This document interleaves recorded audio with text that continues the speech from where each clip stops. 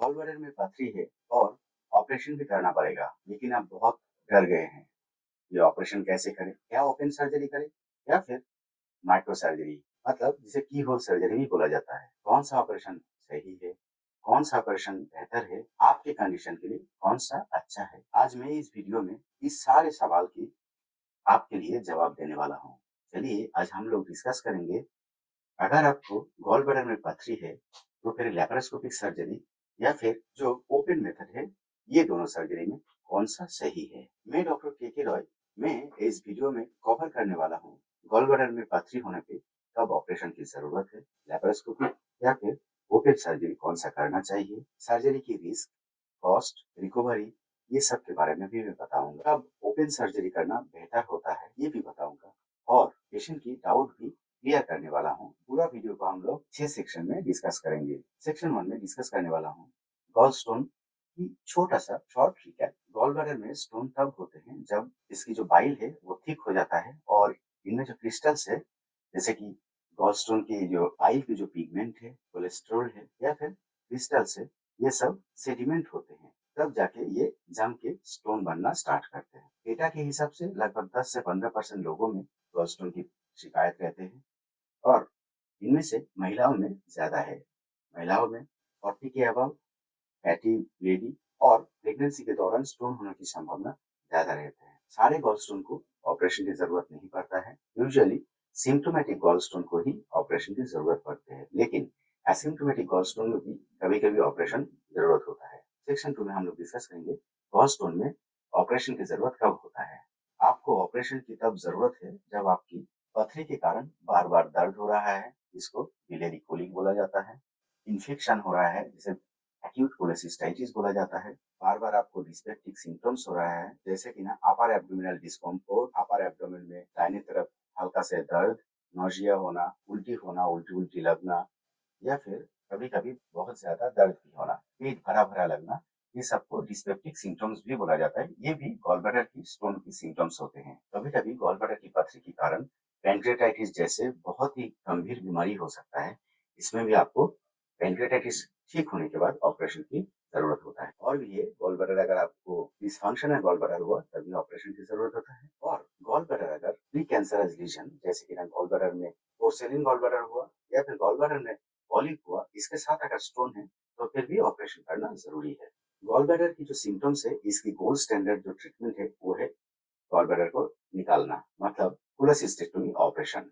यही gold standard treatment है। चलिए अब सेक्शन 3 पे डिस्कस करते हैं लैप्रोस्कोपिक गॉल ब्लैडर सर्जरी होता क्या है। छोटा छोटा पेट में छेद करके गॉल ब्लैडर को कैसे निकाला जाता है इसके बारे में जानते हैं। अगर प्रोसीजर के बारे में बताया जाए, 3 से 4 छोटा छोटा छेद करके पेट में कैमरा पोर्ट डाला जाता है और इंस्ट्रूमेंट पोर्ट डाला जाता है। इसके बाद गॉल ब्लैडर को डिसेक्ट करके गॉल ब्लैडर को निकाला जाता है। ये एक प्रिसाइज सर्जरी है और इसमें जनरल एनेस्थेसिया की जरूरत पड़ता है। आजकल बहुत एक्सपर्ट सेंटर्स में स्पाइनल एनेस्थेसिया में भी होते हैं। इसकी जो एडवांटेज है वो लेस पेन होता है, ब्लड लॉस कम होता है, फास्टर रिकवरी होता है, हॉस्पिटल में 1 से 2 दिन ही रहना पड़ता है और 7 to 10 डेज के अंदर आप नॉर्मल लाइफ में लौट सकते हैं। सबसे इम्पोर्टेंट, पेट में कोई बड़ा स्कार भी नहीं होते हैं, जिसके लिए कॉस्मेटिक बेनिफिट भी है। पूरी दुनिया में लगभग मोर देन 90% गॉल ब्लैडर की जो सर्जरी है ये लैप्रोस्कोपिक सर्जरी ही होते हैं। यही गोल्ड स्टैंडर्ड ऑपरेशन है गॉल ब्लैडर रिमूव करने की। बट इसके कुछ लिमिटेशंस भी होते हैं, जैसे कि ना हर पेशेंट में ये पॉसिबल भी नहीं होते हैं। अगर आपको सीवियर इन्फेक्शन है या फिर आपकी जो गॉल ब्लैडर की एरिया है वो बहुत एडिशंस है, मतलब एक स्ट्रक्चर दूसरे स्ट्रक्चर के साथ लगा हुआ है या फिर रिसेंटली इन्फेक्शन हुआ है, वो भी सर्जन के लिए डिफिकल्ट है और पेशेंट के लिए भी डिफिकल्ट है, तो फिर ये ओपन सर्जरी करना बेटर होता है। कभी कभी लैप्रोस्कोपिक सर्जरी स्टार्ट करके भी ओपन सर्जरी में कन्वर्ट करना पड़ता है, क्योंकि शायद एनाटॉमी या फिर जो एब्डोमेन के अंदर की स्थिति है वो पेशेंट के लिए सेफ नहीं है।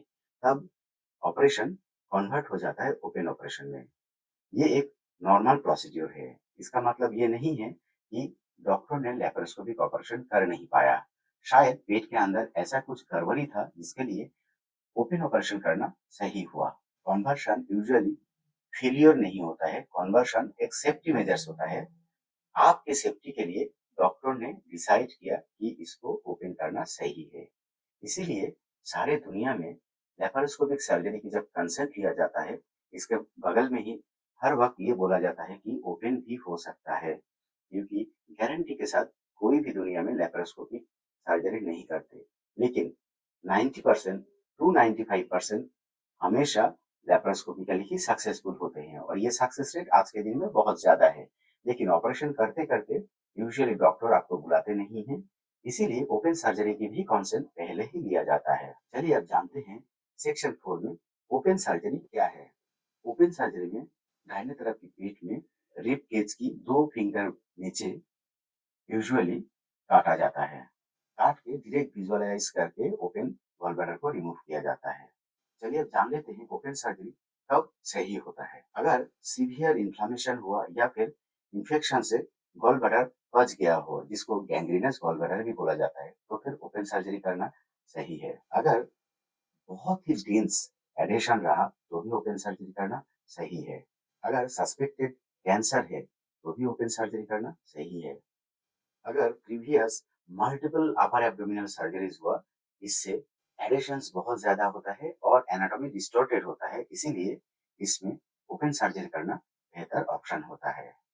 और लास्टली अगर ऑपरेशन के दौरान सीवियर ब्लीडिंग होने लगा तो भी ओपन में कन्वर्ट किया जा सकता है। तो ये थे ओपन सर्जरी के इंडिकेशन। ड्रॉबैक ओपन सर्जरी की बहुत ज्यादा है, जैसे कि ना पेन बहुत ज्यादा होता है, हॉस्पिटल स्टे ज्यादा होता है, यूजुअली 5 to 7 days। पेशेंट को बैक टू नॉर्मल लाइफ जाने में लगभग 2 से 3 हफ्ता लग जाता है। रिकवरी यूजुअली बहुत स्लो होता है, 4 to 6 weeks। इन्फेक्शन होने की संभावना बहुत ज्यादा हो जाता है और सबसे ज्यादा जो खराब होता है वो बाद में एक बड़ा सा स्कार पेट के ऊपर में होता है। लेकिन ये एक लाइफ सेविंग प्रोसीजर हो जाता है जब लेप्रोस्कोपिक सर्जरी संभव ना हुआ तो। सेक्शन 5 में हम लोग डिस्कस करेंगे कॉमन पेशेंट की जो मिथ होते हैं गॉल ब्लैडर ऑपरेशन को लेके। बहुत सारे पेशेंट ये पूछते हैं कि ओपन सर्जरी की मतलब डॉक्टर इतना स्किल्ड नहीं है। ये बिल्कुल नहीं है, लेकिन आपकी बॉडी की जो अंदर की एनाटॉमी है वो शायद उतना हेल्दी नहीं है या फिर आपके लिए सेफ नहीं है, इसीलिए वो ओपन ऑपरेशन बेहतर है। या फिर जैसे कि मैंने बताया कि ओपन ऑपरेशन कब करना चाहिए, ये सब अगर इंडिकेशन है तो भी ओपन ऑपरेशन ही सेफ है। पेशेंट हमेशा पूछते हैं कि लेप्रोस्कोपी ही 100% ऑपरेशन है, अगर लेप्रोस्कोपी नहीं होगा तो मैं नहीं करूंगा। तो ये भी बहुत गलत मिथ है, ये अपने अंदर रखना कभी भी नहीं चाहिए। पेशेंट कभी कभी ये भी पूछते हैं गॉल ब्लैडर निकाल दिया मतलब मेरा डाइजेशन एकदम गड़बड़ हो गया। अगर आपको इसके बारे में वीडियो देखना है तो लिंक बटन में वीडियो है, आप जरूर जाके देखिए। गॉल ब्लैडर निकालने के बाद जितने भी खाने की चेंजेस है या फिर क्या खाना चाहिए, ये सब कुछ दिया हुआ है। सेक्शन 6 में हम लोग डिस्कस करेंगे सर्जरी के बाद की जिंदगी। लीवर एज यूजुअल बाइल बनाना कंटिन्यू करते हैं, बॉडी अडेप्ट कर लेते हैं। 2 हफ्ता से 3 हफ्ता तक आपको फैट इंटॉलरेंस हो सकता है। लॉन्ग टर्म में लाइफ बिल्कुल नॉर्मल है।